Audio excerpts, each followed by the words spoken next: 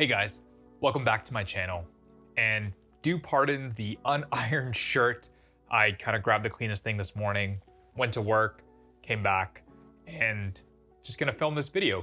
And in today's video, we're gonna be talking about the ultimate Sony A7S III rig. Now this rig is kind of built to my needs, and it may not be ultimate in the sense for you, but for me, it gets the job done for the work that I do. So do keep that in mind as we go over some of these components, but let's dive into it. So let's start with the base of my rig setup. This is a Manfrotto tripod base plate from the 504 HD. Above that is the small rig base plate that allows to adapt 15mm rods. Got two here. And then sitting above that is another quick release plate, which will fit the Sony A7S III, which has a plate on the bottom of its cage. So this creates a nice little base for me to sort of build our rig. So next, we'll talk about the camera itself, the cage that it sits in, and some of the other accessories that I added to the cage to kind of round it out. This is the Sony A7S III as it stands alone. It is in a small rig cage, as you can see. It's very sturdy, very secure, and very affordable for what it's priced at, with a ton of mounting options and a ton of features that you can really customize and make your own. I've got a top handle on here, which fits my monitor, and you'll see what monitor I'll be using. I've also got this side handle, which is actually really nice, and I absolutely love how comfortable it is. So the next thing we'll look at is the monitor itself and how it's a monitor recorder, and it has a bunch of great features, and I chose to go with a monitor recorder because I'm not really recording to SD cards.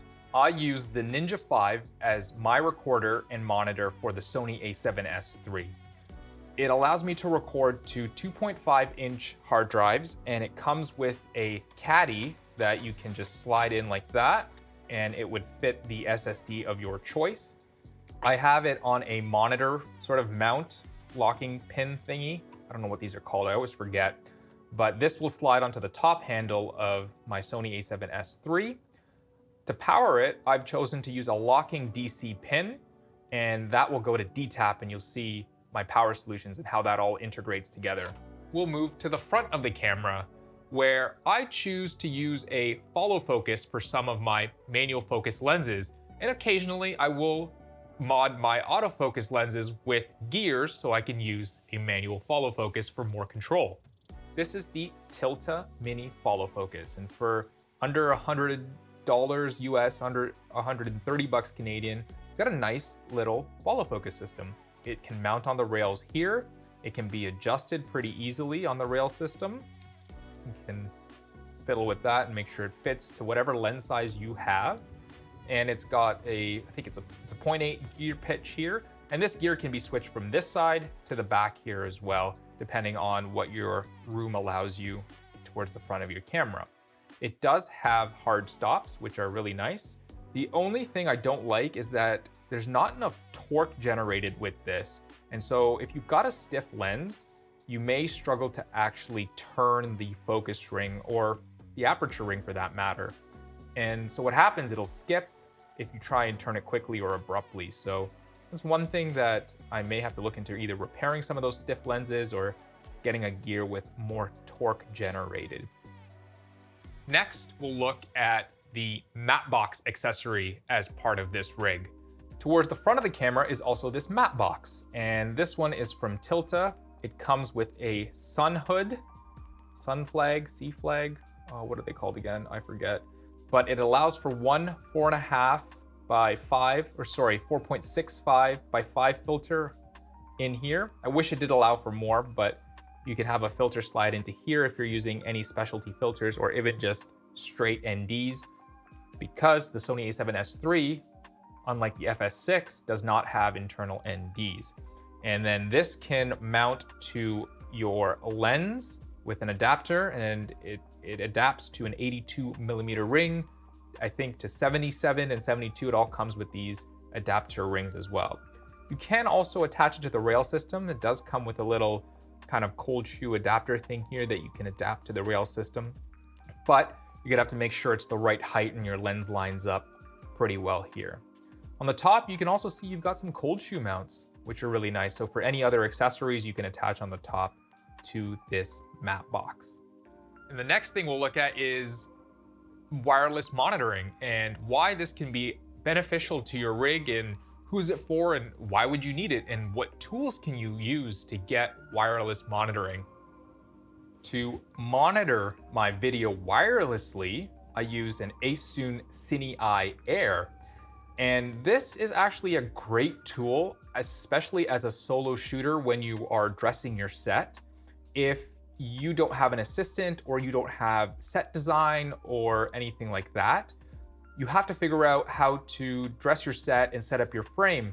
And so what I've done here is use this tool because with the Ninja HDMI out, I can attach it to it and it'll send a video transmission to an iOS or Android device, and it'll send up to 2 devices. And it's really great because I can just walk around with the iPad, make sure my frame is clean and get things out of the way and set up the way I want it to look.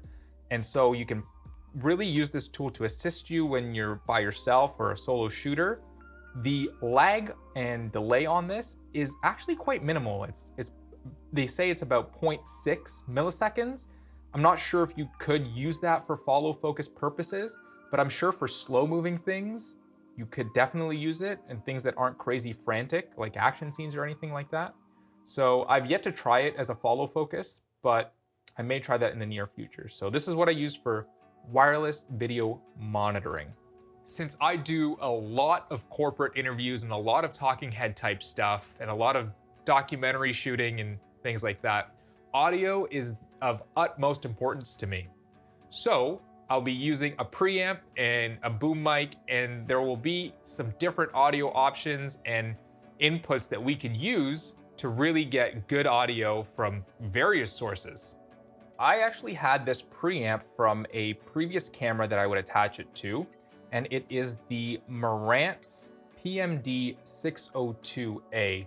What I've done here on the bottom is adapted it for a 15mm rod system, and I used JB Weld to basically messily kind of attach these rod supports on the bottom. So I can have a boom mic on one channel here, or I could even have a lavalier mic on the other channel and another microphone on the Ninja, and I can get basically 3 independent feeds, which is really nice, or 3 independent audio tracks.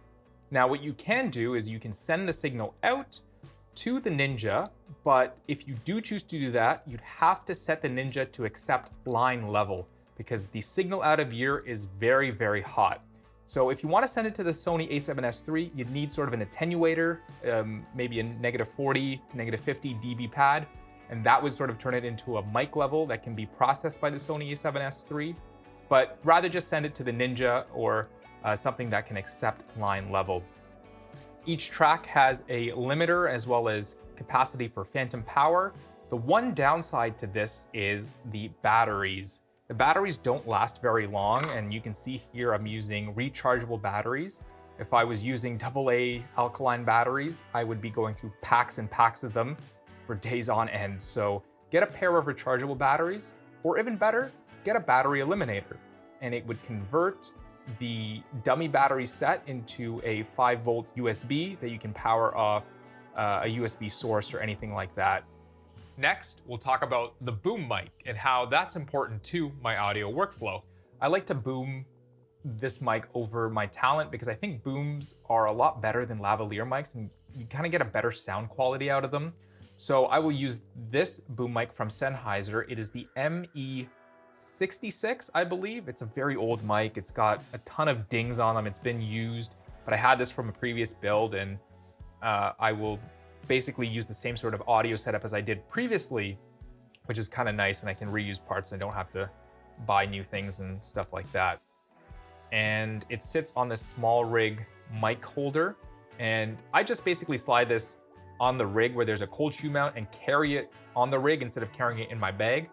And then when I get to the set, I can take it off and then boom it over and get my audio that way. Finally, we'll look at power.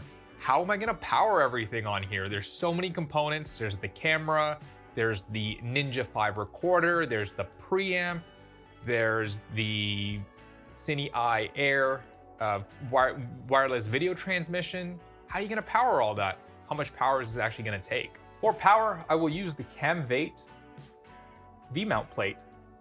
That kind of rhymes. The nice thing about this, it allows me to attach a V-mount battery to this plate and then attach that to a set of rails. So I'll use this V-mount battery, and then this, if you can imagine the set of rails here, will slide onto the back of the camera, and I can power my entire camera. And how do you do that? Well, you do that with a dummy battery. So this is the FZ100 dummy battery that goes to DTAP, which can attach to this plate here. Now, this plate, 5-volt USB, 7.2 volt out for a monitor, DTAP, 12 volt for a camera if you so choose. Since I do have a ton of accessories, I will use a DTAP splitter.